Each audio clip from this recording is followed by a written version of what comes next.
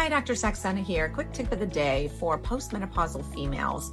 If you experience vaginal bleeding when you haven't had a period for over a year, which is the definition of menopause, by the way, then it's really important that you go see your gynecologist to get a vaginal ultrasound as well as a biopsy of your endometrium.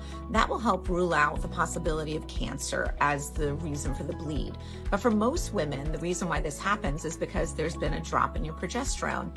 And there are many different ways to replace progesterone, but what's really wonderful is that functional medicine providers understand that bioidentical progesterone makes so much more sense than prescription progestins. If you look at the research, progestins are the ones that are associated with the risks that you've heard of. But if you want protection from breast cancer and improvement of symptoms, then it helps to work with someone who knows how to use bioidentical hormone replacement therapy. Something that we do here because we really do love women being powerful and aging beautiful. Take care. Hi, Dr. Saxena here, Chief Medical Officer at Form Health. Thanks for visiting our channel. Make sure to subscribe to get the latest insights and information on functional and integrative medicine.